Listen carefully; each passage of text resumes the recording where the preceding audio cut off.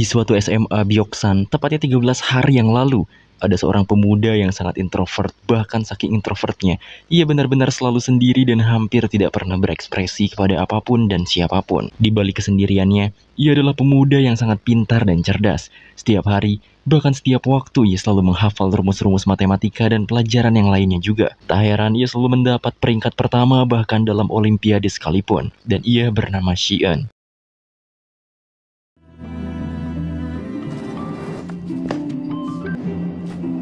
Singkatnya, guru pun memberitahu bahwa ada dua orang yang menjuarai Olimpiade Matematika. Pemenang pertama sudah pasti Xian, dan yang ketiga yaitu pemuda bernama Yongbin. 입상하였으므로 이 상장을 앞의 내용과 같습니다. Setelah pembelajaran dimulai, entah mengapa Yongbin hanya menatap sinis di arah belakang pada Xian. 준비해야 돼. Di waktu istirahat, Yongbin dan dua anak buahnya sedang merundung seorang pelajar. Pelajar itu nampaknya Yongbin paksa untuk menarik konyol, dan mereka mengunggah video konyol itu ke internet. 영상의 반응 존나 좋은 거 같지 않냐? Setelah puas merundung anak itu, Yongbin menyerang Xian dengan melemparkan sendal kepadanya.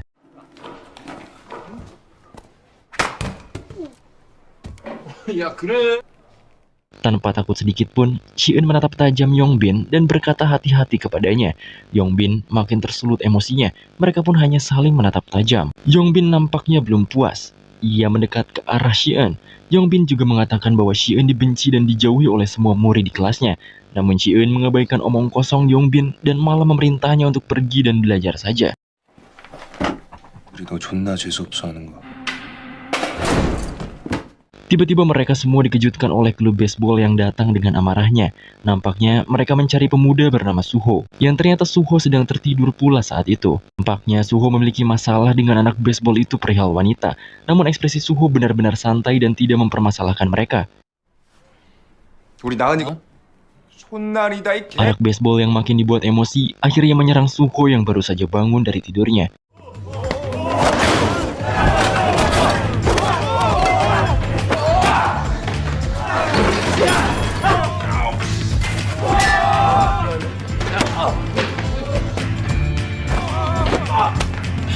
얘네 운동부가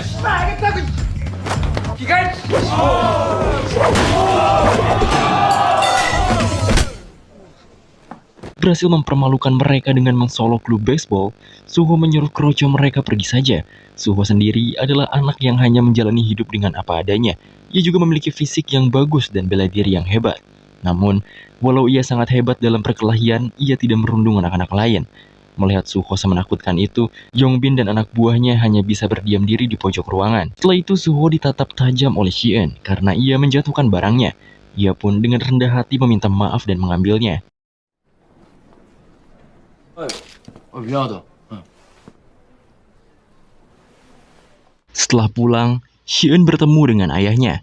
Nampaknya ayahnya sibuk dan akan pergi beberapa hari ke depan untuk berlatih. Sepertinya ia adalah seorang atlet Korea. Pada intinya, sang ayah mendapat kabar bahwa Xian telah menjuarai Olimpiade Matematika. Dan tentu saja, ia merasa sangat bangga pada anaknya itu. 그지. Setelah itu, Xian yang langsung lanjut belajar didatangi ayahnya yang hendak pergi. Ayahnya ini cukup khawatir pada Xian. Namun apalah daya sang ayah, mungkin anaknya ini sangat terobsesi dengan ilmu pengetahuan. Keesokan harinya, seperti biasa, Xian datang sangat pagi guna bisa belajar sebelum kelas dimulai. Namun saat ia menyalakan lampunya, ia melihat Suho yang ternyata telah menginap semalaman di sekolah.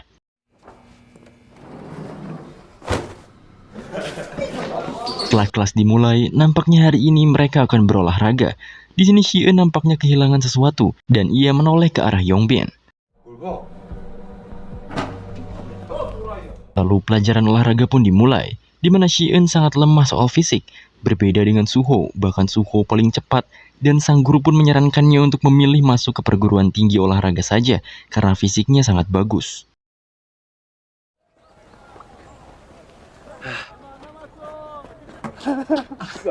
Di tempat istirahat, Yongbin dan gengnya merendahkan Xian yang sampai saat ini belum mencapai akhir.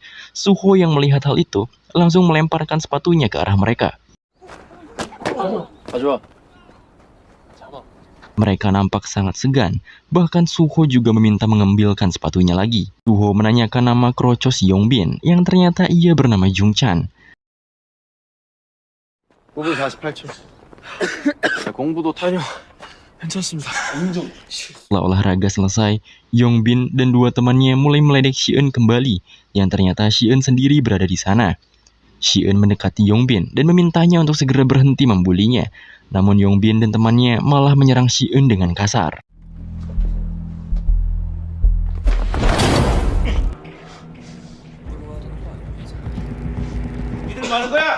Beruntung saja ada Pak Guru di sana. Yongbin juga beralasan mereka sedang bermain bersama, lalu menyuruh Shi-eun untuk mengatakan hal yang serupa. Bodohnya, Shi-eun mengiyakan apa yang dikatakan Yongbin, sehingga guru itu pun mempercayai dan pergi dari sana.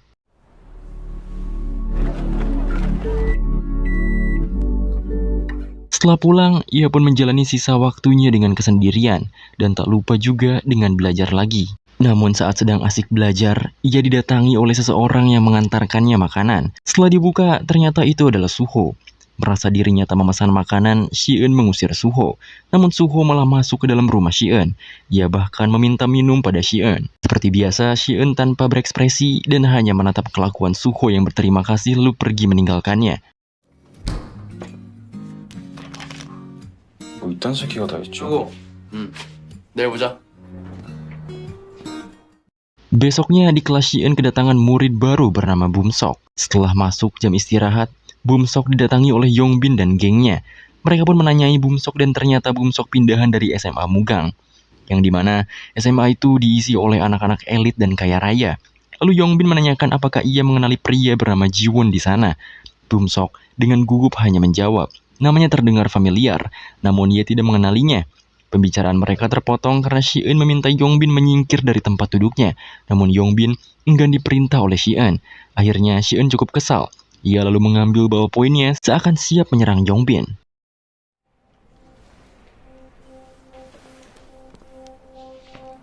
싫은데.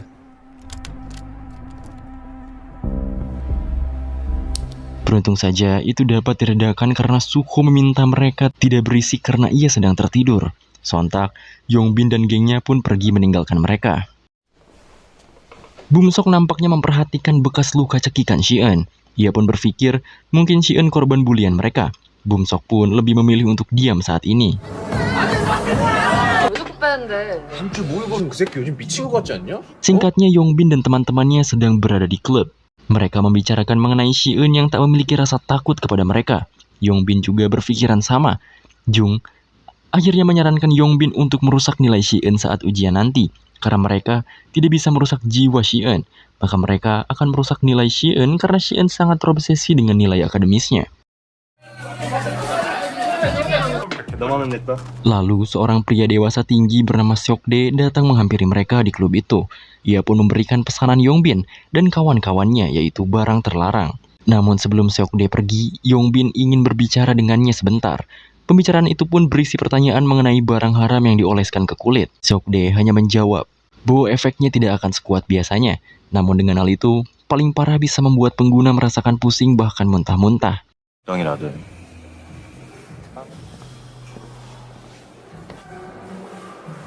Setelah Seokdae pergi, Yongbin segera menelpon kenalannya yang bernama Jiwon dari SMA yang sama dengan Bumsok. Setelah pulang les, Shi-eun yang berjalan sendirian dihadang oleh penjual barang ilegal. Yang menjualnya ternyata Seokdae dan bawahannya. Mereka menganggap Shi-eun lah pelanggannya. Shi-eun yang tidak merasa membeli barang mereka hanya menatapnya dan memerintah mereka menyingkir. Namun para preman itu tak suka dengan perilaku Shi-eun. Shi-eun juga mengeluarkan ballpointnya seolah ia bersiap untuk bertarung. Beruntung saja, Seokdae yang memimpin mereka mempersilahkan Shi-eun pergi dan memperingati anak buahnya untuk tidak sembarangan bermain kepada seseorang. Keesokan harinya, hari ujian pun dimulai. Saat itu, Yongbin meminta Bumsok berbicara empat mata di luar kelas. Yongbin dengan baik hati berkenalan dengan Bumsok. Namun pembicaraan pun semakin tidak enak saat Yongbin mengusut kembali kasus Bumsok sebagai korban bullying di sekolah lamanya. Informasi itu Yongbin dapatkan dari kenalannya yaitu Jihoon. Yongbin berkata bahwa ia akan membantu menjaga rahasia itu kepada murid lain, namun dengan syarat Bumsok harus membantu dirinya. Ia pun memperlihatkan barangnya yang seperti stiker kepada Bumsok dan meminta Bumsok menempelkan benda itu di kulit Si-eun nanti. 시간 Saat ujian dimulai, Yongbin meminta Bumsok untuk segera menempelkan benda itu kepada Si-eun dan dimulailah aksinya.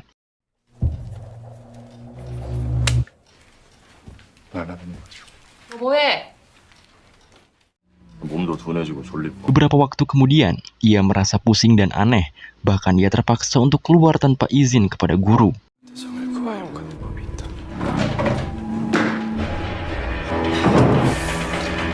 Setelah meredakan pusingnya yang gila, ia pun kembali ke kelas dengan tatapan kosong dan tanpa ekspresi. Ia juga mencabut stiker itu. Kemudian ia menampar wajahnya sendiri dan menjadi pusat perhatian murid lain.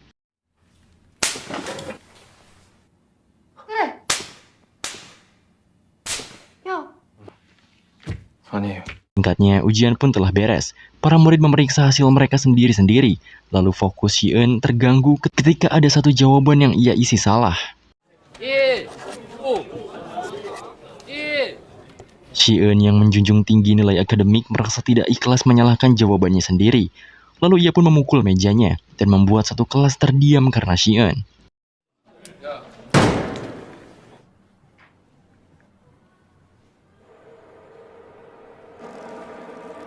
Lalu Si-eun pun berdiri dan berjalan mengarah kepada Yongbin. Ia pun mengambil sebuah buku dan memukul Yongbin dengan gaya sentrifugal agar damage-nya semakin sakit. Lalu ia juga menusuk tangan rekannya dan menghajar habis Yongbin. 물체의 원심.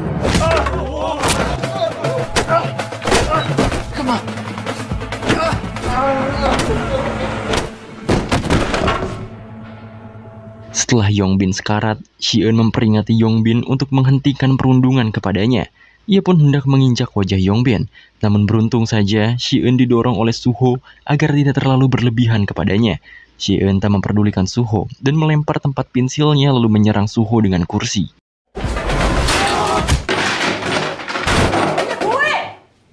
Si-eun yang tidak terima akan hadangan Suho terus memberontak, sampai akhirnya guru pun masuk dan menghentikan tindakan Si-eun yang sudah kelewatan.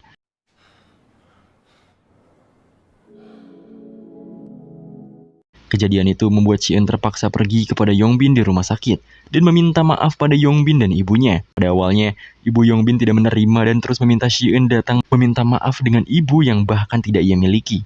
Namun keadaan berbalik. Ketika Si-eun menunjukkan plester yang membuat keadaannya kacau saat ujian, Si-eun juga membuktikannya dengan sekotak fentanyl di ransel milik Yongbin. 그러니까 Hal itu membuat sang guru meminta ibu Yongbin untuk memindahkan Yongbin ke tempat lain dan tidak membawa kasus Si-eun ke komite kekerasan sekolah. Karena jika itu terjadi, keadaan akan jauh lebih kacau. 체육 시간에 좀 다쳤어요. Si-eun pulang dengan keadaan sedikit berantakan dan membuat ayahnya sedikit khawatir. Selain itu, ia juga tidak bisa melupakan kejadian hari tadi bahkan saat ia mencoba untuk belajar. Keesokan harinya, keadaan kelas tidak seperti biasanya. Beberapa murid di kelas terlihat segan pada Si-eun, kecuali kedua teman Yongbin yang langsung menantang Si-eun pulang sekolah nanti. 야, 이씨. Tidak takut, Si-eun malah menantang balik mereka sekarang juga di toilet, sehingga satu kelas mengikuti mereka bertiga ke toilet.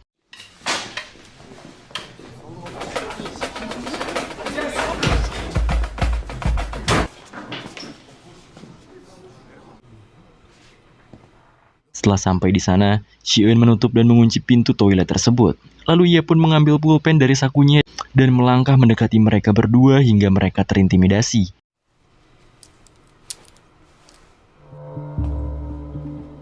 줌을 울린다. 객 울린다. Mereka berdua ketakutan dan hanya bisa diam. Si-eun akhirnya meminta mereka menyudahi perundingannya saat ini dan pergi meninggalkan mereka berdua. Ancaman itu membuat beberapa teman sekelas Si-eun yang bahkan tidak dekat dengannya bertindak sok akrab yang jelas saja diabaikan oleh Si-eun.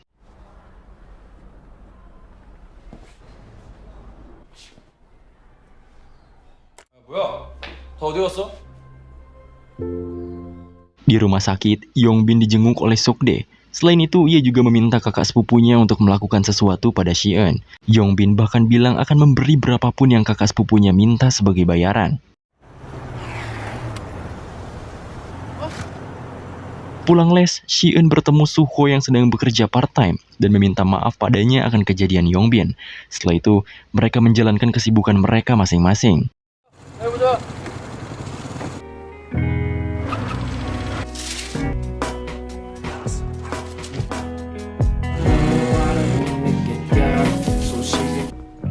Singkatnya, saat istirahat dimulai, Shi-eun mengajak Suho makan bersama sebagai permintaan maaf. Mereka juga sedikit berbincang walaupun ekspresi Shi-eun tetap cuek. 햄은 못 가도 개근상에 너 맨날 이어폰 누가 말 걸 것 같은데. Di meja lain, para siswa mulai membicarakan tentang Shi-eun yang tidak terkena hukuman dari komite kekerasan sekolah, dan fakta tentang Yongbin mengonsumsi fentanyl mulai terdengar. Selain itu, mereka juga terheran dengan kedekatan Shi-eun dan Suho yang sangat tidak biasa. Di lain tempat, seorang pemuda SMA sedang bermain judol. Ia mengalami kekalahan dan terpaksa harus meminjam pada bank ilegal yang diurus sendiri oleh Sokde.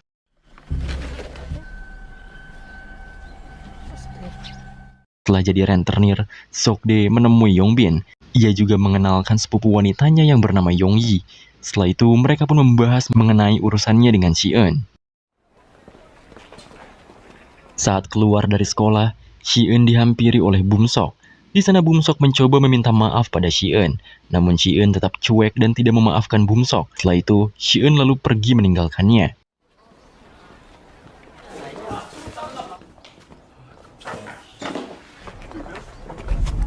Setelah berjalan sendirian, Shi-eun dihadang oleh Yongbin, kakak sepupunya, juga ketiga orang yang sengaja dibayar untuk melancarkan misi Yongbin.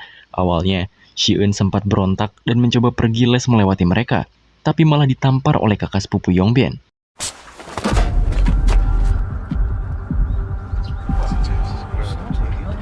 Semua murid yang hendak pulang melihat ke arah mereka dan hanya bisa diam.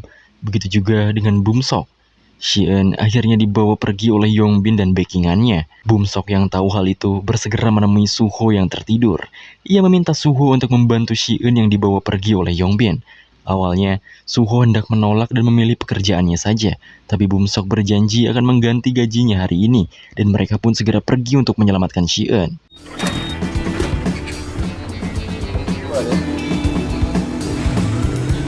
Shi-eun terpojok awalnya, tapi dengan keterampilannya membuat strategi dan memanfaatkan alat di sekitarnya untuk melawan, ia akhirnya bisa memutar keadaan dan mengalahkan Yongbin dan orang-orangnya. 공부도 못하게. 빠르게 제압해야 조건 반사 나중에 처리.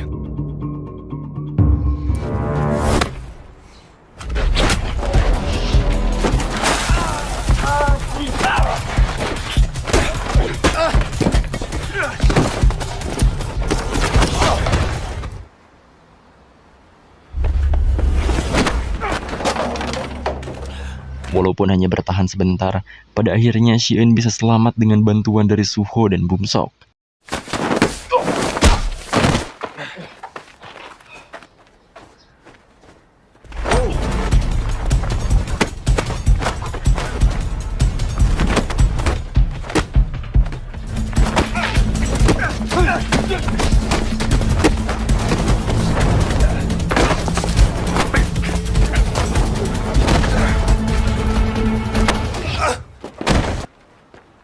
쪽팔려서 뒤질 것 같은. Dengan keberadaan Suho dan Bum-sok membuat Yongbin kalah telak, dan kakak sepupunya menelan malu, lalu meninggalkannya sendirian.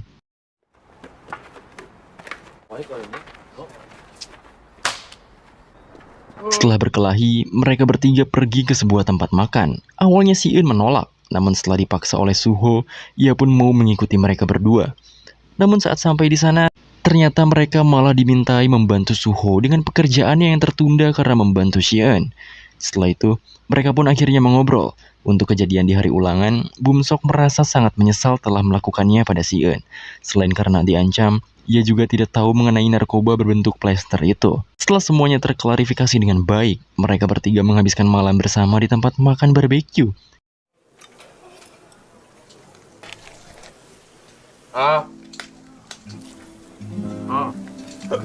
Shi-eun bahkan lupa akan kelas lesnya hari ini. Selepas itu, mereka kembali disibukkan oleh hidup mereka masing-masing. Bum-sok dengan hidupnya yang sedang antusias mendapatkan teman baru, Suho dengan pekerjaan paruh waktunya, juga Shi-eun yang tertidur saat belajar di kamarnya. Sokdae pada akhirnya menghadap Gilsu untuk menjelaskan apa yang sudah terjadi. Yongji menjelaskan bahwa mereka hanya membantu seorang sepupunya Sokdae, yaitu Yongbin, yang dipukuli. Merasa kesal karena hal itu, Gilsu pun memukuli lengan Sokdae dengan batu bata.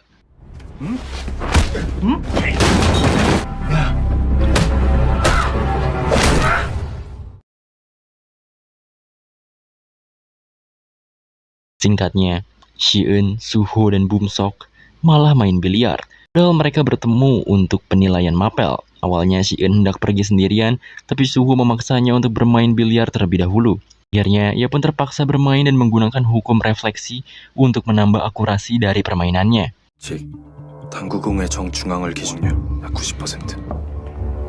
Dan terbukti ia berhasil win streak dalam permainannya.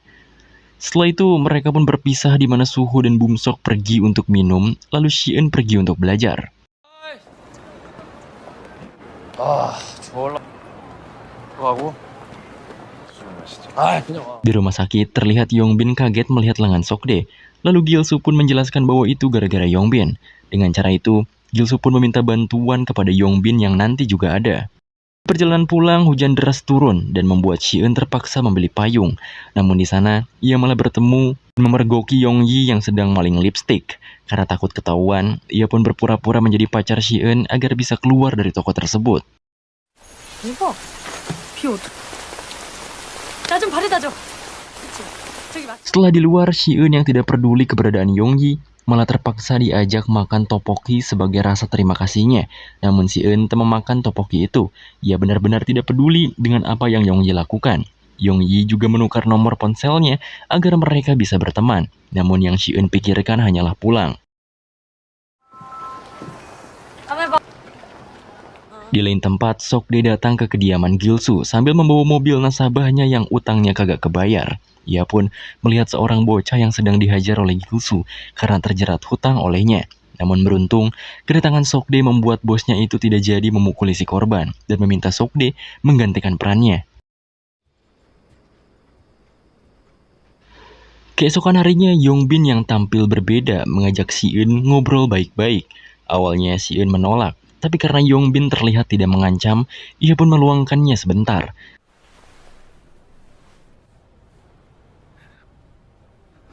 Pembicaraan mereka cukup mengenaskan, di mana Yongbin memohon pada Shi-eun dan yang lainnya untuk membantu dirinya yang tidak ingin dibawa ke panti asuhan karena kasus barang haram kemarin.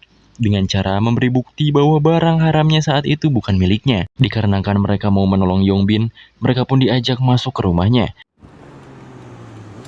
너 왜 지하로 가냐? 그냥 뭐 먹을 거야? 나좀. 근데 너 그거 알바 안 가야 되지.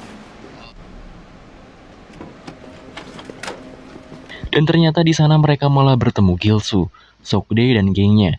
Nyatanya mereka bertiga dijebak oleh Yongbin agar mau datang bertemu dengan Gilsu. Di sana Gilsu mengatakan bahwa mereka bertigalah yang melukai tangan Sokdae, yang mana Sokdae tak memiliki asuransi kesehatan, dan mereka dipaksa membayar $15.000 dalam 3 hari ke depan.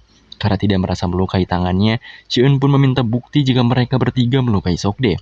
Karena tidak ada bukti, Gilsu pun menodongkan pisaunya dan tidak mau tahu. Jika mereka tak memberikan $15.000 saat itu juga, mungkin Gilsu akan membunuh mereka.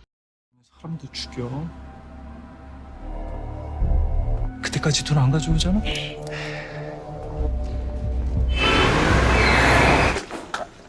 Singkatnya, anak-anak buah Gilsu benar-benar menguntit mereka bertiga dimanapun mereka berada.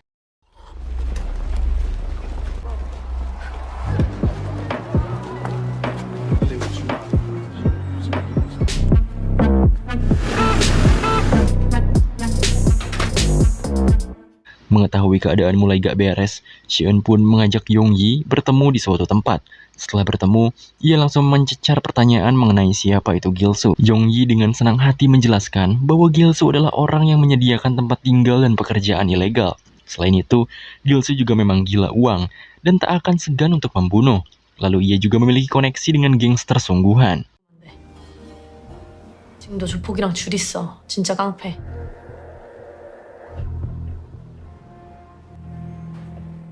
Malam harinya, Bumsok diam-diam masuk kamar orang tuanya yang sedang tidur. Ia pun mengambil jam tangan mahal orang tuanya untuk membayar $15.000 pada Gilsu. Besoknya, ia pun memberitahu Shi-eun dan Suho bahwa masalah ini akan selesai karena ia akan membayar 15.000 itu. Mereka berdua yang tahu bahwa itu bukan uang milik Bumsok menolak untuk dibayarkan pada si Gilsu. Dan menurut mereka, akan lebih baik jika mereka melapor pada polisi karena Shi-eun mengetahui info yang lebih jauh dari hasil ngobrol dengan Yonggi kemarin. 너 공무원이라고 가입만 하면 공짜로 5만 원, 몇천만 원까지 버는 거야. Di mana Gilsu menjalankan bisnis haram dan judi ilegal dengan mitranya di luar negeri. Banyak anak-anak sekolah yang terjerat karena rela menjual apapun demi bermain judi ini.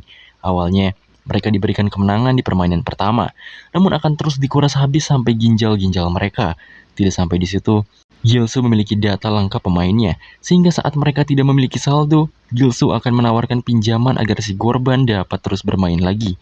Dan seperti itulah lingkaran setan yang Gilsu buat.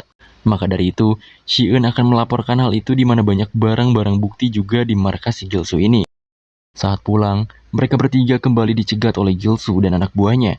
Suho akhirnya berbicara pada mereka bahwa ia akan mengatasi Gilsu mengenai pembayaran $15.000 tersebut. Lalu Shi-eun dan Bumsok bisa melapor pada polsek agar bisa langsung menggerebeknya. Awalnya Bumsok tak setuju, namun Suho meyakinkan bahwa rencana ini akan berhasil. 삼총사의 족같은 소리. 세팅 좀만 하면은 돼. 5만 원 주는 쿠폰. Setelah Suho sendirian menghampiri Gilsu, Suho pun tak langsung memberikan uangnya. Ia ingin berbasa-basi dulu sambil minum teh. Awalnya, Gilsu menolak. Namun saat Suho membuka topik mengenai judi ilegalnya dan mengusungkan suatu ide bagus untuk perkembangan penipuannya, ia pun mengajak Suho ke kediaman Gilsu. Sokde dan Yonggi tidak ikut diajak oleh Gilsu. Mereka diperintah untuk menunggu Shi-eun dan Bumsok.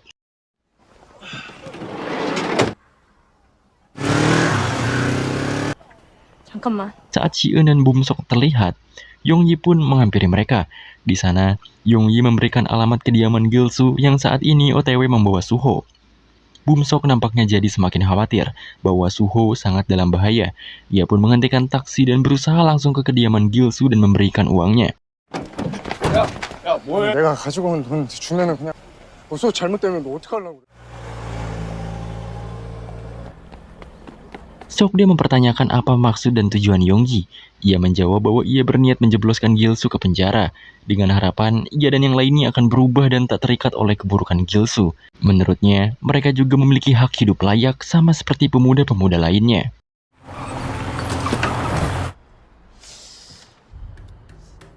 Setelah sampai di kediaman Gilsu, ia pun disambut hangat layaknya tamu pada umumnya. Lalu Gilsu meminta HP Suho agar transaksinya aman. Tetapi Suho menolaknya, yang pada akhirnya Gilsu memukuli Suho hingga tak sadarkan diri.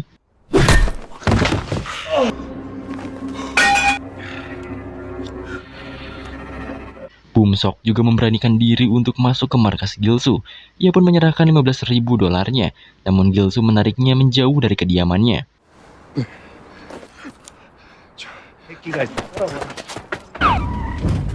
Setelah itu, Shi-eun dan polisi sampai di tempat Gilsu, namun mereka seakan tidak ada di dalam sana. Polisi itu pun sepertinya malas mengurusi masalah ini karena kurangnya bukti dan tidak ada surat perintah juga. Lalu Shi-eun ditinggalkan sendirian di sana.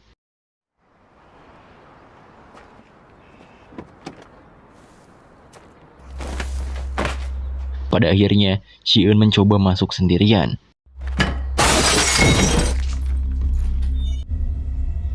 Ia menemukan tongkat baseball dan bercak darah yang ia rasa itu adalah darah Suho. Ia merasakan ada yang janggal di markasnya, dan kebetulan semua barang mereka kosong. Seolah mereka tahu bahwa polisi akan datang ke markas mereka. Benar saja, Gilsu dan anak buahnya membawa Suho dan Bumsok meninggalkan markas mereka. Mereka juga membawa barang-barang yang menurut mereka penting. Bahkan kepergian mereka tepat sebelum para polisi dan Shi-eun datang. Di jalan, Gilsu yang berhasil kabur lalu menculik dua murid itu langsung menelpon Sokde dan memintanya untuk datang ke markas mereka yang lain. Ia juga memerintah Sokde membawa adik sepupunya yaitu Yongyi karena Gilsu menganggap Yongyi biang masalah semua ini.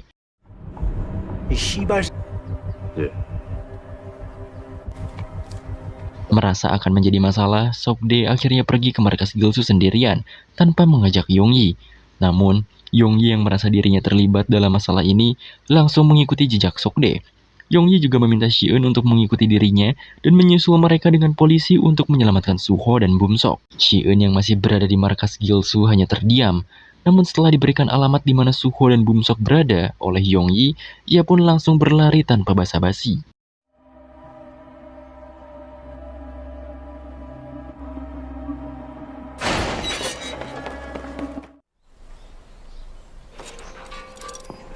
Di sisi lain, Gilsu sedang menunggu kedatangan Sokde dan Yongyi. Bum-sok dan Suho juga disekap. Mereka tidak bisa melakukan apapun. Saat mereka berbicara, salah satu anak buah Gilsu meminta mereka untuk diam. Suho juga membalas perkataan kasar preman itu dan membuatnya dipukuli di tempat. 에이, 팔도 묶여서 지금. Sokde dan Yongji yang hampir sampai ke tempat Gilsu berbicara satu sama lain. Gilsu meminta maaf pada Yongyi karena ia merasa keterlibatan Yongyi juga karena ulahnya. Maka dari itu, Sokde meminta Yongji untuk tak bertingkah banyak saat bertemu Gilsu nanti.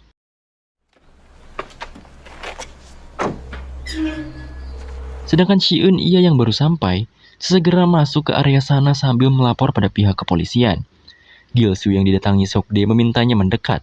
Ia berkata bahwa Sokde telah ia beri makan, tempat tinggal bahkan membayar setiap pekerjaannya. Namun mengapa Sokde tetap berkhianat padanya? Sokde pun langsung menantang Gilsu dan tentu saja Gilsu meluapkan emosinya.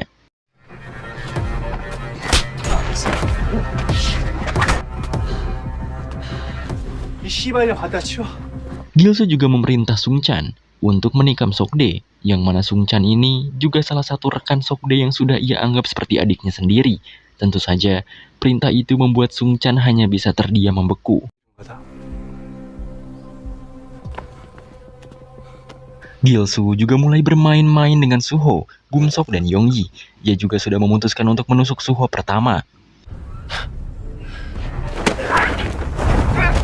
Namun saat ia hendak menusuknya, tiba-tiba Sokde menyerang Gilsu dari belakang. Di sini nampaknya Sokde sudah memutuskan untuk keluar dari lingkungan haram Gilsu. Ia juga menantang Gilsu bertarung 1 lawan 1 dan meminta anak buah Gilsu yang lain diam jika tidak ingin mati.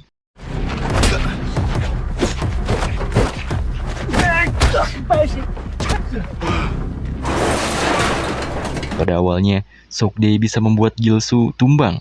Namun Gilsu mengambil pisaunya dan berhasil mengiris kaki Sokde hingga ia terkapar.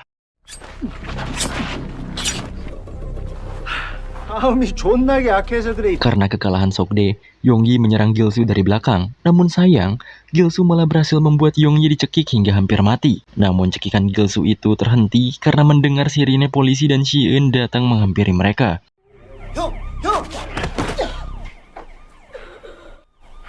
끝났어. Shi-eun juga berkata bahwa para polisi sudah datang. Mereka sedang menggeledah mobil Gilsu di bawah. Sontak hal ini membuat Gilsu dan anak buahnya panik dan berlari ke bawah untuk menyelamatkan properti mereka. Shi-eun akhirnya bisa menyelamatkan Suho dan Bum-sok. Ia melepaskan ikatan di tangan mereka. 야, 쟤는 왜 또 왔어? 너 존나게 똑똑하다. 어? 야, 쟤는 왜 또 왔어? Namun selang beberapa saat, Gilsu dan anak buahnya kembali. Yang ternyata suara sirine polisi tadi adalah tipuan dari HP Shi-eun. Gilsu yang emosi akhirnya menghajar mereka semua.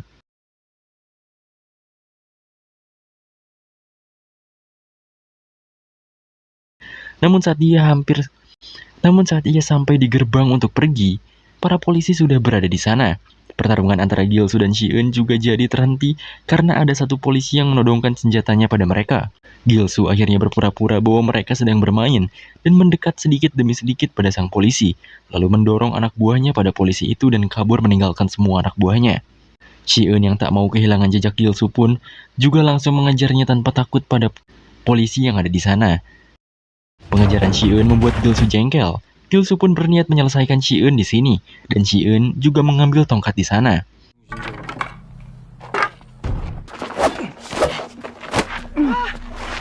hendak menusuk Si-eun, Gil-soo kembali didatangi oleh Suho. Keadaan pun menjadi 2 lawan 1 sekarang.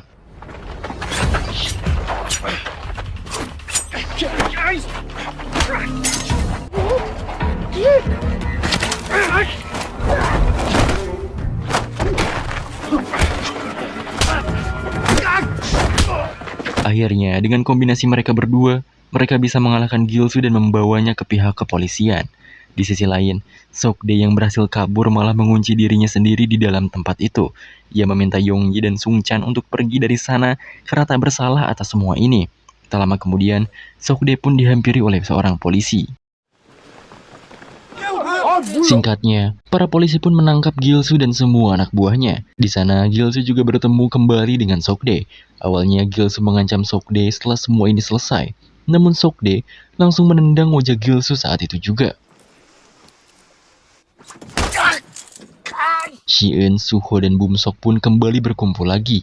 Di sana, Si-eun juga sebagai pelapor dimintai untuk pergi membuat pernyataan di kantor polisi, dan Bum-sok akan menemani Si-eun. Singkat cerita, Si-eun dan Bum-sok telah membuat sebuah pernyataan. Di sana nampaknya mereka juga dibantu oleh seseorang. Pria tersebut berkata bahwa masalah itu tidak ada hubungannya dengan mereka lagi. Si-eun juga bisa menutupi masalah ini pada keluarga dan lingkungan sekolah. Bahkan, Si-eun juga diperbolehkan untuk pulang.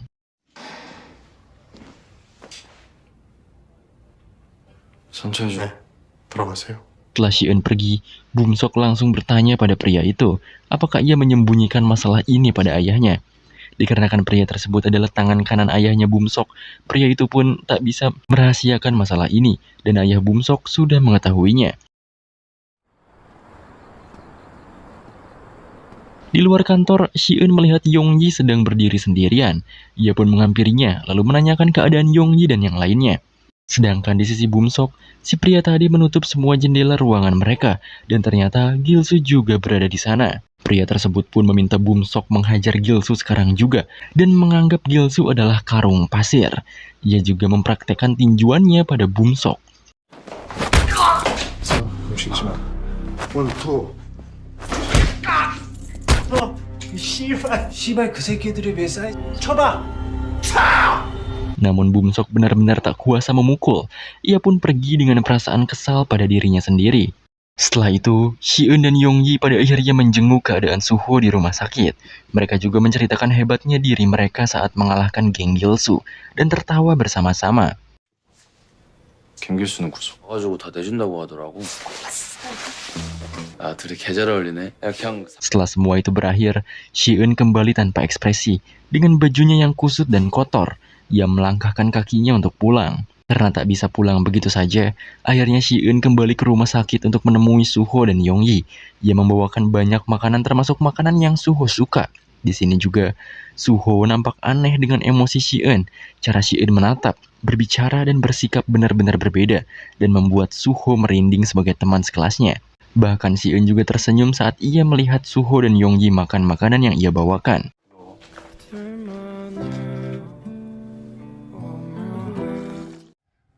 한 사람의 어른이고 또 Di sisi lain, seorang anggota dewan yang sibuk dihampiri oleh anaknya. Ia pun mengambil tongkat golfnya dan meminta anaknya itu untuk menyerahkan tubuhnya. Sang ayah pun berkata bahwa Bum-sok lemah dan tanpa harapan. Lalu ia pun memukulinya di sana. Keesokan harinya, saat Bum-sok berjalan menuju kelasnya, beberapa murid menghampirinya dan menanyakan kebenaran mengenai kabar bahwa Bum-sok, Suho, dan Si-eun menangkap bos judi dan para pembuli. Bum-sok nampaknya kaget karena kabar cepat itu menyebar. Ia hanya mengiyakannya saja, dan tentu ini membuat kagum para murid tersebut. Setelah sampai di kelas juga, ia sedikit berinteraksi dengan Si-eun. Si-eun, yang sudah sedikit terbuka pada orang lain, juga meresponnya dengan baik. Setelah itu, ia melihat ke arah anak buah Yongbin. Mereka nampaknya hanya bisa diam dan tak mau berurusan lagi dengannya. Setelah istirahat, nampaknya mereka bertiga juga makan bersama. Mereka juga mengobrol mengenai kabar Yonggi yang sementara tinggal bersama nenek Suho. Katanya, Yonggi juga akan mulai bekerja paruh waktu nanti. Bum-sok juga mengajak mereka berdua main ke restoran saat weekend nanti. Pada awalnya, Si-eun menolak, namun nampaknya ia akan ikut juga bersama mereka. Saat di rumah, setelah Bumsok merapikan penampilannya, ia pun langsung stalking Instagram Suho. Ia nampaknya sedikit cemburu pada hubungan Suho dan Yongyi. Terlebih lagi, Yongyi benar-benar dekat dengan Suho, nenek Suho dan temannya Suho yaitu Shi-eun. Di sisi lain, Shi-eun sedang makan malam bersama ibunya. Nampaknya ada satu hal yang ingin Shi-eun sampaikan padanya. Namun pembicaraan mereka harus terpotong karena ibunya tiba-tiba mendapatkan panggilan dari pekerjaannya. 어째 컵은 가면서 마시자. 엄마. Sesuai rencana, mereka pun pergi bermain. Namun Suho malah mengajak Yongyi. Di sana, Bumsok terus memperhatikan Yongyi. Ia benar-benar terlihat cemburu padanya, karena Suho malah lebih fokus pada Yongyi. Bahkan ketika Shi-eun sudah datang pun, ia malah menatap ke arah mereka semua. Ia malah merasa sendirian di tengah keramaian mereka. Setelah itu, mereka pun berkaraoke. Suho dan Yongyi nampaknya benar-benar menikmati waktu libur mereka. Shi-eun malah terlihat canggung dan tidak terbiasa dengan hal-hal seperti ini. Sedangkan Bumsok, ia terus merasa bosan dengan kehadiran Yongyi di antara mereka bertiga. Bumsok akhirnya memilih untuk membeli minuman.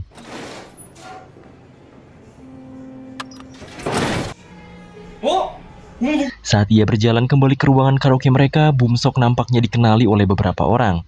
Bumsok akhirnya bergegas meninggalkan mereka, namun orang-orang tersebut malah terus mengejarnya. Di sisi lain, Yongyi mengangkat telepon dari HP Bumsok. Ia menanyakan ruangan mereka, dan Yongyi hampir saja memberitahu ruangannya. Jelas itu membuat Bumsok kesal padanya.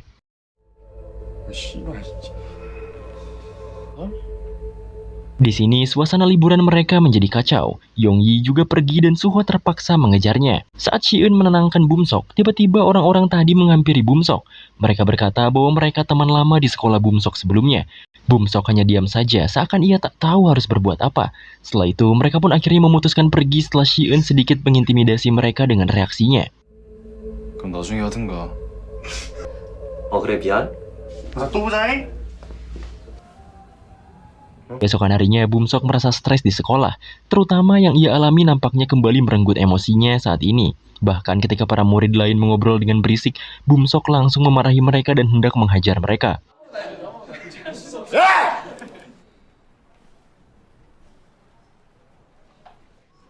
안 주겠는데? 족도 아닌 새끼가 안 소리. Saat itu, Shi-eun dan Suho langsung melerai emosi Bumsok. Tapi di sini, Bumsok juga emosi pada Suho dan meninggalkannya. Selain itu, sepertinya Shi-eun cukup peka apa yang dialami oleh Bumsok. Bumsok benar-benar stres. Ia terasa kembali dihantui oleh para pembuli di sekolah lamanya. Bahkan ia tak bisa hidup dengan tenang. Teleponnya selalu berdering di spam oleh mereka semua.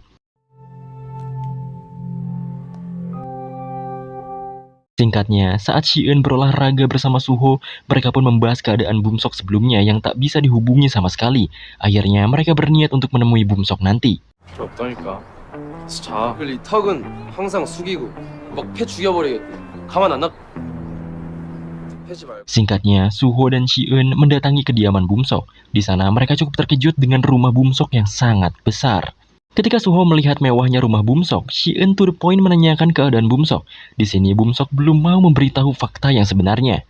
Saat Suho melihat foto keluarga Bumsok, ia memuji keluarganya yang terlihat sangat bahagia. Namun Bumsok membantah bahwa ayahnya sengaja mengadopsi dirinya demi menaikkan citra sang ayah untuk politik.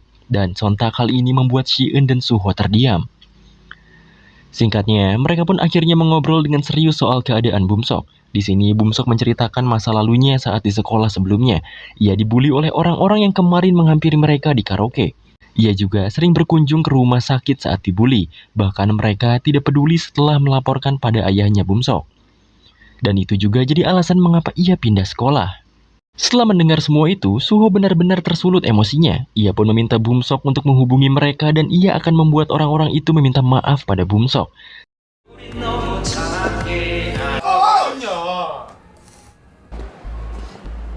Setelah tahu keberadaan para pembuli, mereka bertiga pun segera pergi ke karaoke tempat mereka berkumpul sekarang. Setelah itu, mereka pun masuk ke ruangan para pembuli itu. Di sana, Bumsok pun memerintah mereka untuk meminta maaf padanya. Namun mereka malah mengetawakan aksi Bumsok itu. Ketua para pembuli yang bernama Kim akhirnya berdiri dan malah mengolok-olok Bumsok untuk apa meminta maaf padanya. Suho akhirnya menjewer Kim hingga ia terpaksa meminta maaf.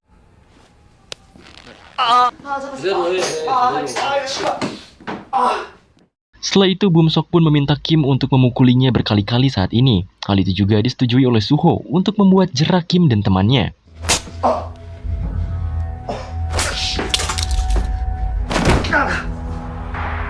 Bumsok yang kehilangan akalnya akhirnya mengambil mic di dekatnya, namun ditahan oleh Suho.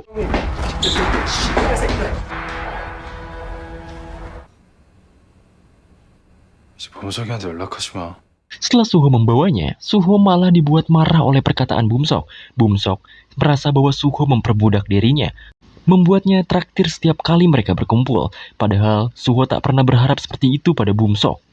Disinilah terjadinya miskomunikasi di antara hubungan mereka berdua. Lagi pula Suho juga membantu Bumsok dengan ikhlas. Dengan miskomunikasi tersebut, Bumsok pun meninggalkan mereka berdua di sana. Saat Bumsok pergi sendirian, ia terus-menerus dihubungi oleh Kim. Kim juga akan membalaskan perbuatannya. Namun secara kebetulan saat ia berusaha pergi dari kerumunan orang di sana, ia bertemu dengan anak buah Yongbin yaitu Jungchan dan Taehoon yang sedang menghabiskan waktu di sana. Kim dan gengnya yang berhasil menemui Bumsok dibuat kaget. Mereka mengira kelompok Jungchan adalah teman-teman Bumsok. Mereka hanya bisa diam. Tanpa diketahui juga, Jungchan dan Taehoon mengambil kesempatan di sana. Mereka akhirnya membawa geng Kim ke tempat sepi untuk diperas. 1184117. Di sana, Jungchan dan gengnya menghajar habis Kim dan kawan-kawannya. Mereka juga memeras habis uangnya. Kim tiba-tiba berkata bahwa dirinya akan membunuh Bumsok nanti. Di sana, Bumsok langsung tersulut emosinya dan menghabisi Kim tanpa ampun.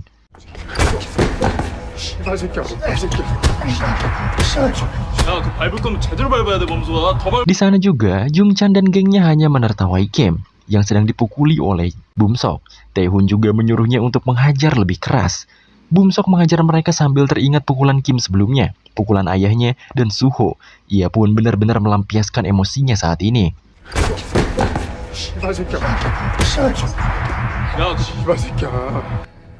Setelah itu, Jungchan mengajak Bumsok untuk minum bersama. Bumsok akhirnya ikut bersama Jungchan dan gengnya. Tanpa basa-basi, Bumsok menjadi investor terbesar mereka saat ini. Bumsok pun dipuji dan dihargai oleh mereka semua.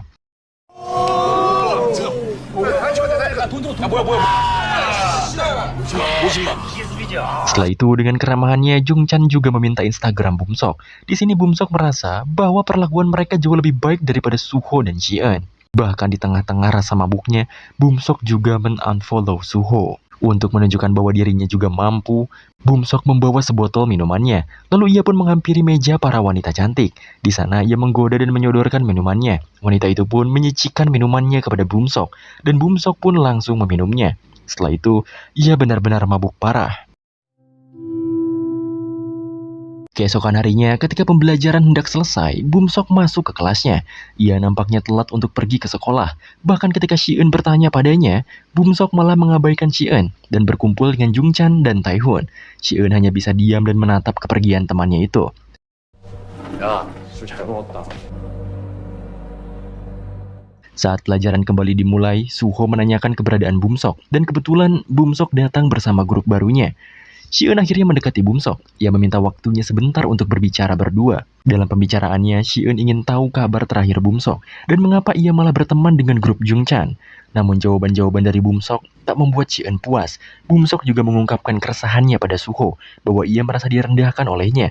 Ia merasa jadi babu untuk Suho. Ternyata Suho ada di belakang Bumsok. Sontak saja Bumsok langsung pergi meninggalkan mereka. Setelahnya, Bumsok kembali berkumpul dengan gengnya Jungchan. Bahkan di sana ada Yongbin juga. Ia juga diperkenalkan pada teman Yongbin yang bernama Kang Woo-young. Ia adalah teman Yongbin yang akan bergabung dengan UFC nanti. Setelah itu, Yongbin pun menanyakan mengapa Bumsok berpisah dengan Suho. Ia hanya menjawab bahwa Suho merasa jadi raja di sana, dan ia merasa jengkel padanya. Yongbin yang mendengarnya juga memiliki rasa yang sama dengan Bumsok.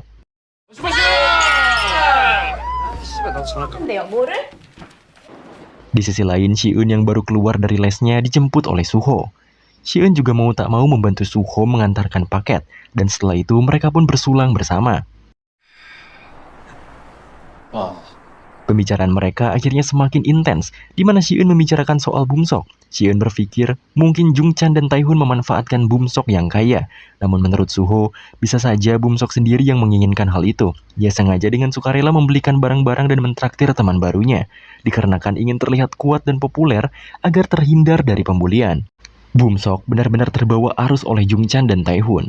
Mereka juga sangat akrab, bahkan Bumsok juga berpindah meja agar dekat dengan mereka. Dengan begitu, akhirnya Shi-eun berbicara dengan Jungchan dan Hun. Ia memastikan agar Bumsok tidak dimanfaatkan oleh mereka. Mereka berdua juga mengaku bahwa Bumsok sendirilah yang mengajak mereka dan mentraktir mereka.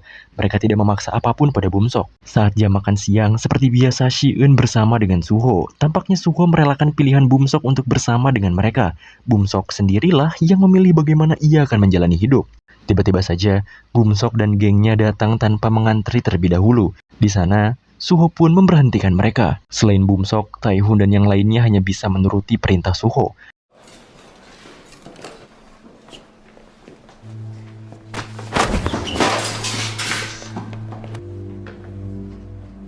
Di sini Suho menatap Bumsok dan menyuruhnya untuk masuk ke barisan. Bumsok melawan dan tak menuruti perintah Suho. Lantas, Suho mendorong Bumsok dengan keras.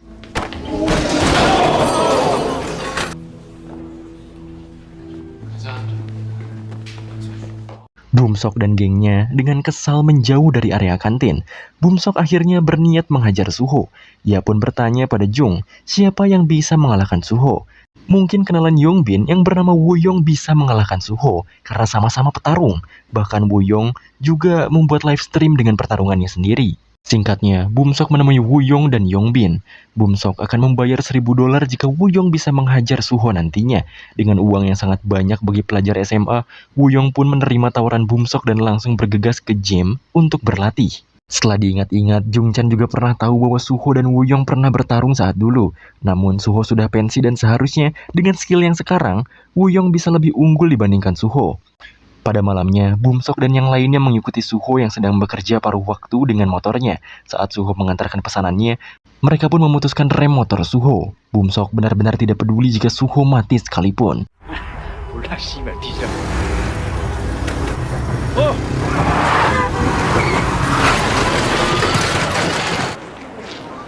Kecelakaan itu membuat panik Bumsok dan teman-temannya. Mereka pun kabur dan hanya Bumsok yang masih menatap Suho dari kejauhan. Seakan ia tak percaya melakukan tindakan kejahatan seperti itu. Karena kecelakaannya, Suho terlambat di sekolahnya. Di sana ia menatap ke arah Bumsok yang juga menatapnya kembali. Setelah kelas berakhir, Shi-eun menghampiri Suho. Kebetulan juga Bumsok berjalan di sampingnya. Suho pun meminta Bumsok untuk tak menatapnya seperti tadi karena terlihat sangat menjijikan baginya. Singkat cerita, Shi-eun dan Yongyi sedang menyiapkan ulang tahun Suho. Seketika Yongyi memintanya untuk memotret dirinya saat itu. Tampaknya Shi-eun masih belum terbiasa dengan kegiatan bersosialnya saat ini. Di sisi lain, tempatnya di gym, Woo-yong sedang melatih dirinya untuk persiapan bertarungnya melawan Suho. Bumsok juga sedang menghubungi Suho, namun Suho tak kunjung mengangkatnya. Kembali pada Shi-eun, Yongyi mendapatkan pesan dari Bumsok, di mana Bumsok mengajak Yongyi untuk merayakan ulang tahun Suho bersama. Shi-eun juga sedikit kebingungan mengapa Yongyi membahas Bumsok. Namun dikarenakan Bumsok meminta untuk tidak memberitahu Suho dan Shi-eun, Yongyi pun menutup pesannya dan hendak pergi menemui Bumsok untuk membuat kejutan untuk Suho tanpa diketahui oleh mereka berdua. Setelah bertemu dengan Bumsok, ternyata Bumsok hanya menjebak Yongyi saja. Bahkan ia juga membawa gengnya untuk menculik Yongyi. Sedangkan Shi-eun yang sudah kedatangan Suho dibuat bingung kemana perginya Yongyi. Kebetulan ia pun diam-diam membuka HP milik Suho dan melihat chat dari Bumsok di sana. Bumsok menculik Yongyi dan meminta Suho untuk datang padanya. Shi-eun yang tahu hal itu mengingat kembali bahwa Bumsok dan Suho sedang ribut. Ia pun menghapus chatnya dari HP Suho dan bergegas pergi sendirian tanpa diketahui Suho sendiri.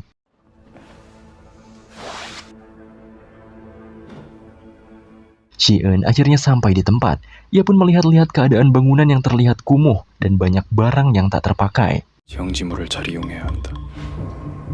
Setelah menemukan keberadaan Bumsok dan gengnya, Shi-eun menyiapkan kunci Inggris di lengannya dan berjalan ke arah mereka. Shi-eun pun langsung kabur membawa Yongyi. Sontak Yongbin dan yang lainnya mengejar Shi-eun. Saat Shi-eun sedang berusaha survive dari anak-anak Bumsok, Yongyi berusaha menelpon polisi. Dengan mengandalkan barang-barang yang ada, Shi-eun cukup bisa mendominasi pertarungan tersebut.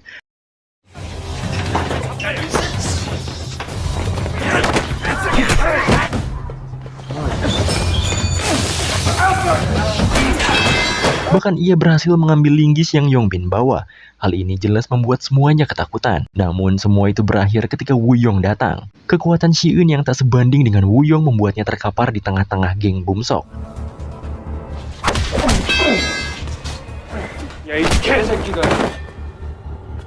그만해. Bum-sok mencoba untuk meminta Yongbin membiarkan Si-eun pergi, karena yang ia tuju bukanlah Si-eun. Namun Yongbin tak mengindahkan perintah Bum-sok, karena Yongbin memiliki dendam pribadi pada Si-eun. Bum-sok tak kuasa melihat Si-eun dipukuli, ia pun hanya bisa pergi dari sana. Ia merasa bersalah karena membawa orang yang tak memiliki masalah dengannya malah dipukuli. Ia merasa bersalah atas semua ini. Bu-yong juga pergi dari sana. Ia meminta Bum-sok menjadwalkan ulang pertarungannya dengan Suho. Selain itu, Bum-sok tetap harus membayar uangnya pada Bu-yong hari ini juga. Pengeroyokan pada Si-eun akhirnya berakhir, di mana mereka terpaksa kabur karena Yonggi mendatangkan para polisi.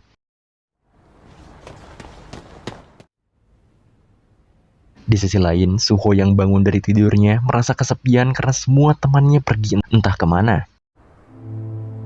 Singkatnya, Si-eun bangun dari pingsannya. Ternyata semuanya sudah diatasi oleh polisi. Di sana, Yonggi berusaha menjelaskan semuanya, namun fokusnya teralihkan oleh Si-eun yang sudah siuman. Di sana, Si-eun memberitahu Yonggi untuk tidak memberitahu Suho soal kejadian ini. Di sisi lain, Suho masih kebingungan dengan keadaannya. Ia juga mengecek handphonenya, namun malah tidak aktif. Sedangkan Bum-sok, ia ditelepon oleh Si-eun. Di sana Si-eun meminta Bum-sok untuk menghentikan aksi dendamnya pada Suho, namun ia malah mematikan teleponnya. Mungkin ia juga merasa bersalah atas semua kejadian yang ia mulai malam ini. Singkat cerita, Si-eun teringat kembali dengan masa lalunya saat bersama kedua orang tuanya. Si-eun memang cerdas dan pintar sejak lahir. Saat ia sedang menjalani hobinya yaitu belajar, ia selalu diganggu oleh pertengkaran kedua orang tuanya. Ia paham bahwa orang tuanya sering bertengkar karena kehadiran dirinya. Kedua orang tuanya yang sibuk membuat mereka saling menyerahkan Si-eun untuk diurus. Yang ujung-ujungnya, Si-eun selalu sendirian sejak kecil dan jarang mendapati perhatian dari mereka.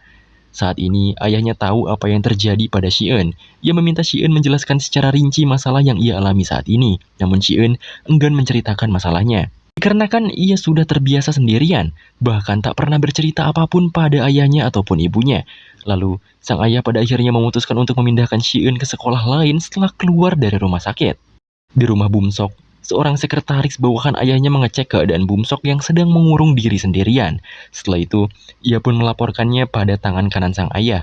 Dikarenakan sang ayah benar-benar sibuk dengan agenda politiknya. Jadi kegiatan Bum-sok dipantau oleh tangan kanan sang ayah. Setelah tahu soal apa yang dilakukan oleh Bum-sok belakangan ini, ia pun akhirnya meminta sang sekretaris itu mengawasi Bum-sok dan mencarikannya sekolah di Filipina. Saat di sekolah, Suho bangun dari tidurnya. Ia pun dibuat bingung saat melihat Si-eun yang tidak hadir. Ditambah lagi meja Bum-sok juga kosong. Suho akhirnya mencoba menghubungi Si-eun, namun ia sengaja tak mengangkatnya. Pada akhirnya, Suho menemui Yonggi, dan ia meminta Yonggi menjelaskan apa yang sudah terjadi pada teman-temannya. Di sini juga Yonggi sikapnya berbeda. Ia menutupi semuanya dari Suho. Setelah itu, ia mencoba mengunjungi kediaman Si-eun, namun Si-eun benar-benar seperti menghilang. Tak ada pilihan lain, Suho akhirnya menanyakan kabar Bum-sok pada Jung-chan dan Tae-hoon. Mereka yang ketakutan menjawab bahwa mereka juga tidak tahu kabar terakhir dari Bum-sok. Suho pun memerintah mereka untuk menghubungi Bum-sok, karena mereka lebih dekat dengannya. Jika tidak, maka Suho akan menghajar habis Jung-chan dan yang lainnya. Setelah itu, Jung-chan berusaha keras menghubungi Bum-sok. Namun tetap saja, Bum-sok tak mengangkat teleponnya. Saat kesal Bum-sok tak bisa dihubungi, Suho sudah berada di belakang mereka. Dan pada akhirnya, Jung-chan menjelaskan semuanya. Pada awalnya, Bum-sok membayar teman Yongbin untuk bertarung melawan Suho. Namun karena Suho tidak bisa dihubungi, akhirnya Bum-sok menjebak Yonggi dengan dalih akan merayakan pesta ulang tahun Suho. Saat setelah berhasil mendapatkan Yonggi, yang datang pada mereka malah Si-eun. Setelah pulang sekolah, Suho kembali menemui Yonggi. Di sana ia yang sudah mengetahui faktanya langsung menanyakan di mana rumah sakit Si-eun. Karena terlanjur bahwa Suho juga sudah tahu, Yonggi akhirnya memberitahu bahwa Si-eun sudah pulang hari ini. Dan semua rahasia ini juga atas kemauan Si-eun sendiri. Setelah itu, Si-eun yang sedang asik belajar dengan lengannya yang diperban didatangi oleh tamu yang tidak lain adalah Suho. Si-eun menutupi lengannya tersebut. Di sini, Suho juga paham bahwa Si-eun terluka parah. Ia menyembunyikan lukanya agar Suho tak khawatir padanya. Maka dari itu, setelah tahu bahwa sahabatnya babak belur, ia pun melangkahkan kakinya untuk pergi dengan rasa bersalahnya.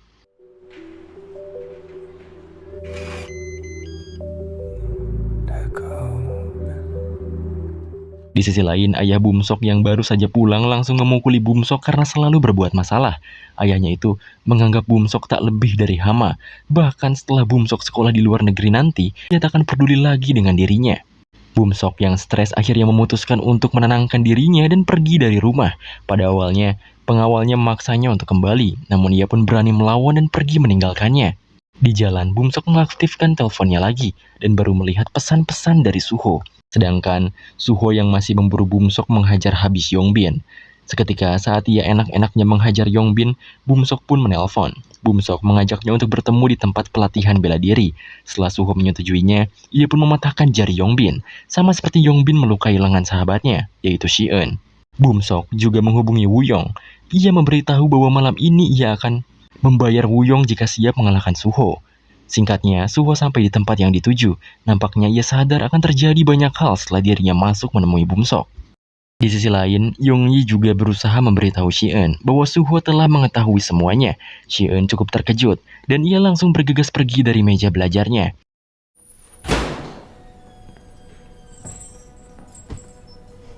뭐하냐? Dengan gentlenya, Suho masuk ke ruangan itu, yang dimana di sana sudah banyak orang yang berkumpul. Ia pun mencari Bum-sok, dan saat Bum-sok menampakkan dirinya di depan Suho, di sana Suho mengatakan bahwa Bum-sok tak semestinya melakukan semua itu. Jika ia mempunyai dendam pada dirinya, maka Bum-sok tak perlu melibatkan teman-teman Suho yang tak bersalah. Ia juga meminta maaf pada Bum-sok sebesar-besarnya jika ia memang melakukan kesalahan. Dan selebihnya, Suho ingin Bum-sok untuk meminta maaf pada Shi-eun dan Yong-yi.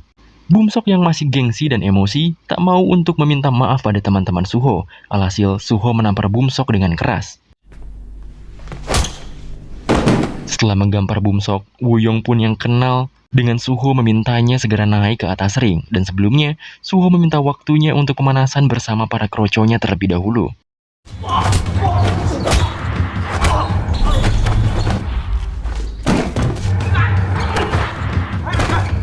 Setelah membantai para kroco, Suho segera bersiap naik ke atas ring. Live stream juga sudah dimulai oleh Woo-yong dan pertarungan pun dimulai.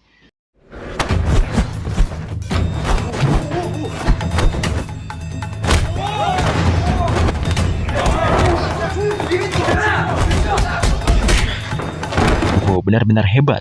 Ia berhasil membuat Woo-yong sedikit kewalahan. Namun Tae-hun yang tahu bahwa Woo-yong bisa kalah, menarik kaki Suho sehingga tendangan Woo-yong tepat terkena rahang Suho hingga ia terkapar. Bum-sok yang melihat Suho sudah terkapar naik ke atas ring. Ia pun langsung melampiaskan semua dendam dan emosinya pada Suho. Begitu juga dengan Jung-chan dan Tae-hun.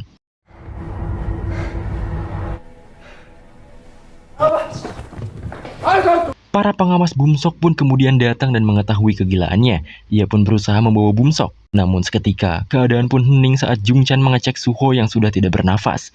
Mereka pun panik. Sebagian anak kabur. Lalu Jung-chan dan Tae-hun dicegal oleh pengawal Bum-sok untuk tidak lari. Jika Tae-hun dan Jung-chan tidak kabur, semua masalah akan beres dan ia akan mengurusnya hingga aman. Bum-sok membalikan badannya. Ia pun melihat keadaan Suho yang terkapar olehnya. Ia merasa bersalah. Ia seakan tak percaya pada apa yang telah ia lakukan. Di sisi lain, Shi-eun dan Yong-yi yang mencari Suho ke penjuru tempat sama sekali tak dapat menemuinya. Mereka pun panik dan hanya bisa terus mencari Suho. Para pengawal Bum-sok akhirnya mengambil alih. Ia menelpon para detektif untuk melaporkan aksi anak-anak nakal tersebut. Ia juga meminta Jung-chan, Tae-hun dan Woo-yong untuk mengikuti perintahnya agar tidak bersalah. Mereka diminta untuk membuat skenario seolah-olah mereka sedang berlatih seperti biasa. Lalu Suho pingsan saat istirahat sendiri. Woo-yong juga diminta untuk menghapus semua videonya. Para detektif pun datang, dan semuanya memerankan perannya masing-masing. Si pengawal juga membalas pesan Shi-eun di HP Suho, bahwa Suho sedang berlatih. Suho akhirnya dibawa ke mobil dan sepertinya ia benar-benar meninggal. Di rumahnya, Bum-sok membuat marah sang ayah kembali. Ia pun benar-benar khawatir pada Suho, dan besok adalah hari keberangkatannya ke Filipina. Keesokan harinya, Shi-eun datang seperti biasa. Lebih pagi dari semua murid. Ia biasanya melihat sahabatnya yaitu Suho yang tertidur. Namun kali ini, rasanya ada yang hilang di sana. Saat ujian dimulai juga, Shi-eun benar-benar tak fokus mengerjakannya. Beberapa soal yang ia jawab juga salah, namun ia mewajari hal itu. Setelah melihat teleponnya, ia pun menghubungi Yong-yi. Ia dikabarkan oleh Yong-yi bahwa Suho sekarat. Bahkan buruknya, pihak Bum-sok menutup fakta dan nenek Suho juga menandatangani semacam kontrak dengan mereka. Shi-eun akhirnya menemui Yong-yi untuk melihat sahabatnya itu meninggal. Ia seakan tak percaya pada kematian sahabatnya sendiri. Shi-eun juga bertemu dengan sang nenek. Ia hanya bisa menangis di depan Suho. Setelah mengeluarkan banyak air mata, Shi-eun pun pergi dari ruangan Suho dan sepertinya ia memiliki rencana sendiri di dalam hatinya. Bum-sok juga tak berhenti melamun di rumahnya. Ia dihampiri oleh pengawalnya dan beruntung ia mendapat kabar bahwa Suho masih hidup. Ia juga dimintai untuk mengucapkan perpisahan ke sekolah sebelum pergi menuju Filipina. Keesokan harinya, Shi-eun pun pergi menuju sekolah yang belum pernah ia kunjungi sebelumnya. Ia pun bertanya pada murid di sana, di manakah kelas Yongbin.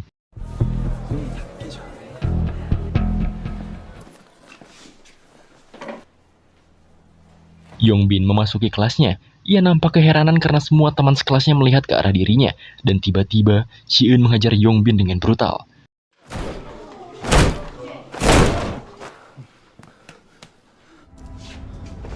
Yongbin yang penuh dengan darah dicecar pertanyaan oleh Shi-eun. Shi-eun juga bertanya di manakah pria bernama Woo-yong. Setelah Yongbin menjawab, Shi-eun pun menghajar habis Yongbin. Setelah mendapatkan video bukti dari Yongbin dan melihatnya, Shi-eun pun benar-benar akan membalaskan dendam teman-temannya itu. Di sisi lain, Yongbin menjegal mobil Bum-sok. Di sana ia marah karena tahu bahwa Bum-sok lah pelaku pengeroyokan pada Suho. Bum-sok yang tak tahan dengan semua ini akhirnya keluar dari mobilnya. Ia berkata bahwa semua ini terjadi karena kehadiran Yong-yi di antara mereka bertiga. Bum-sok merasa Yong-yi mengganggu hubungan mereka bertiga dan malah menjadi parasit di antara mereka. Shi-eun yang sudah tahu keberadaan Woo-yong langsung menemuinya di gym sekolah. Di sana ia tanpa basa-basi langsung menyerang Woo-yong di belakang. Namun Woo-yong tentu tak mudah dikalahkan.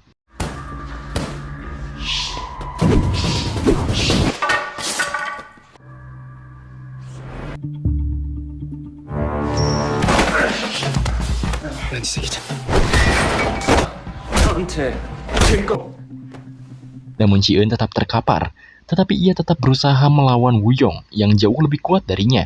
Ia semakin brutal dan membuat Woo-yong kewalahan dengan alat-alat yang ada di sekitarnya.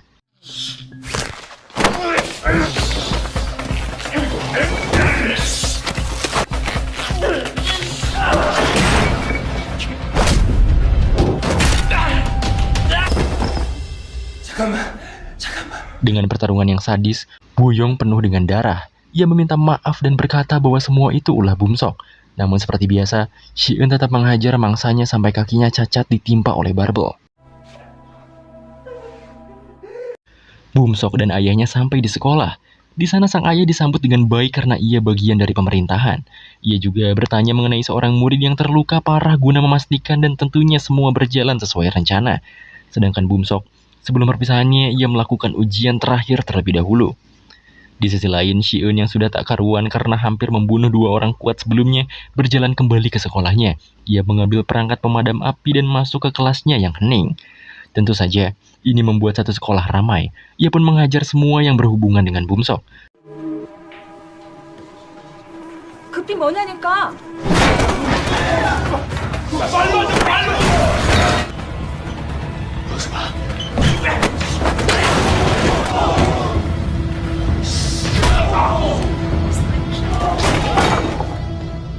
Bum-sok hanya diam tanpa ekspresi ketika Shi-eun mendekatinya.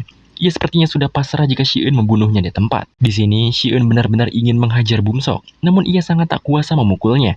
Ia masih menganggap Bum-sok sebagai teman apapun keadaannya, dan ya inilah hasilnya.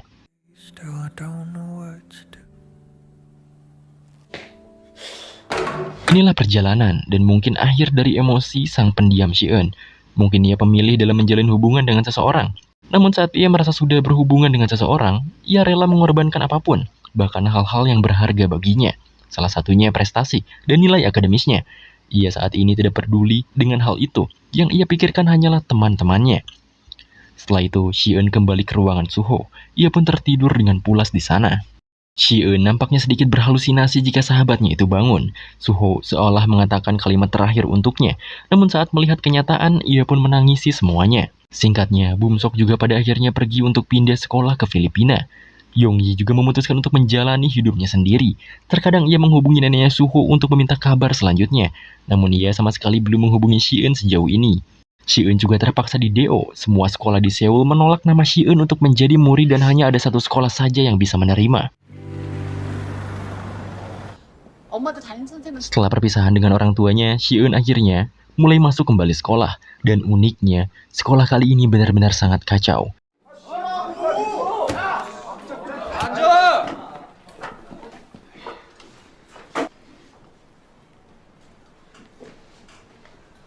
Belum sebentar ia belajar di sekolah itu, Shi-eun datangi murid di sana. Ya, sudah ketebak sih, bahwa murid tersebut mengganggu Shi-eun. Shi-eun yang sudah tahu bahwa sekolahnya saat ini isinya berandalan semua, ia benar-benar telah menyiapkan semuanya selain mental. Salah satunya ballpoint yang ia jadikan senjata. 개새끼 눈깔 뭐지 이거?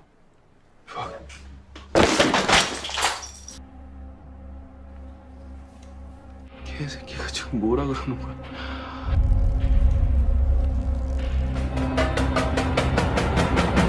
Singkat ceritanya nih guys, seseorang ada yang melaporkan kabar mengenai Shi-eun kepada pria misterius bertato dan cukup sangar. Seseorang itu mengatakan bahwa Shi-eun telah mengalahkan Kang Woo-young si petarung UFC. Diketahui bahwa Kang Woo-young adalah kandidat asosiasi mereka, dan belum tahu juga asosiasi apa. Tampaknya mereka akan melakukan sesuatu terhadap Shi-eun, dan setelah scene itu selesai, perjalanan Shi-eun masih panjang, lalu series pun berakhir.